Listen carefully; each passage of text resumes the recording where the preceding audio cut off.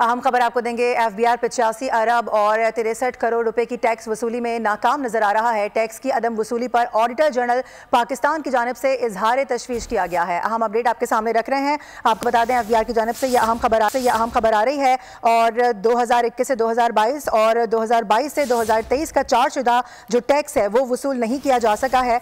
2 सालों में 3000 से जायद केसेस में टैक्स वसूल नहीं किया गया है। रिपोर्ट में ये बात सामने आ चुकी है। अपडेट कर रहे हैं आपको। 5 अरब से जायद रकम के मामलात अदालतों में ज़ेरे इल्तवा हैं। रिपोर्ट में ये भी बताया गया है।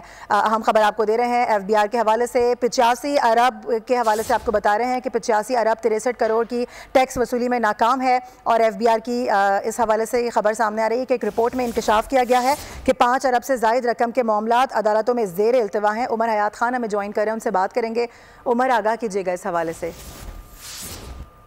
बोर्ड ऑफ रेवेन्यू की कारकर्दगी जो है वो अब सामने आ रही है। ऑडिटर जनरल ऑफ पाकिस्तान की रिपोर्ट के मुताबिक एक पैरा जिसमें एफबीआर जो है वो 85 अरब 63 करोड़ रुपए की टैक्स वसूली में नाकाम रहा है और ऑडिटर जनरल ऑफ पाकिस्तान ने टैक्स की अदम वसूली पर अपनी रिपोर्ट में एफबीआर की कारकर्दगी पर इजहार तशवीश भी किया है और साल 2021-22 और 2022-23 में चार्जशुदा टैक्स जो है वो वसूल नहीं किया। 2 सालों में एफबीआर के 14 फील्ड दफातर में 3000 से ज्यादा केसेस में टैक्स वसूल नहीं किया गया और इन बेजाब्तगियों की निशानदगी जो है वो फरवरी 2023 से नवंबर 2023 के दौरान हुई है और 85 अरब 63 करोड़ रुपए में से एफबीआर सिर्फ 28 करोड़ रुपए वसूल कर सका है।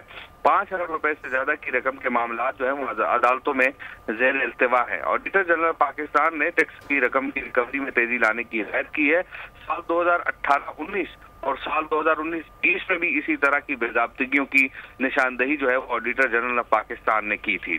ठीक है उमर, अपडेट करने के लिए आपका बेहद शुक्रिया।